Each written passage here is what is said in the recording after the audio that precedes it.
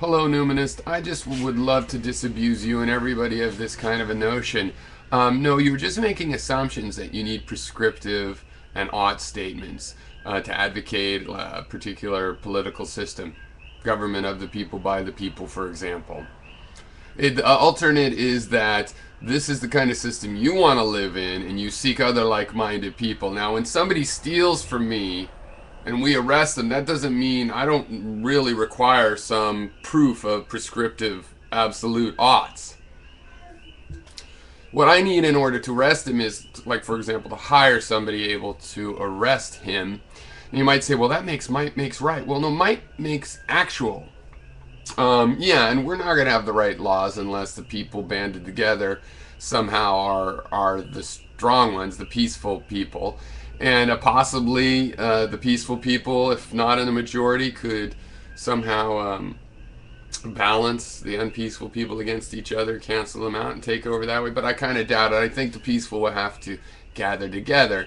Now, luckily, the unpeaceful people are dishonest, so we can get them to vote for systems like, thieves will say, yeah, thieving's wrong, and vote it should be illegal, and just try to get away with it.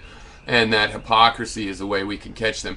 Because that's how you can catch people without prescriptions, is that people say, yes, I believe nobody should steal, and then they steal, and you see they've been got on their own self-referential ethics system that they have agreed to.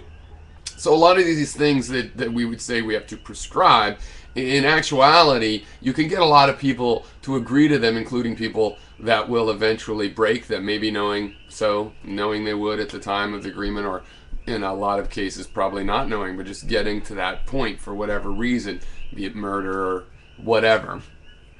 So now for people that were to say, well, no, I just believe in crime. No, I'm not hypocritical. I refuse to enter into your pact of people that agree not to be stealing from each other. And we could still arrest them. We have proven what we will put up with. We have not proven it's wrong to steal. We've simply proven we're not going to put up with it. So, yeah, it's just an old cliche. You might as well get past it. I know most people are still quite confused about this, but since you bring it up, Hannibal's statements do not mean that, and in the context that he said them, it's especially relevant. He was talking about scientific facts. Those are not mitigated by prescriptive statements of any kind, or really even morality per se. In the affairs of man, yes, you do need things like morality, but in no case are they absolute. And the prescriptions will always break down into what I think I ought to do in this context. And other people, well, I think they should. Do you? Yeah, oh, you do. Okay, and then we all agree. And then, well, what do we do for the people that disagree and do want to murder? Well, we'll stop them too. We'll consider them insane. How about? Okay, yes, let's do that. That's how this stuff works. It's not by proving.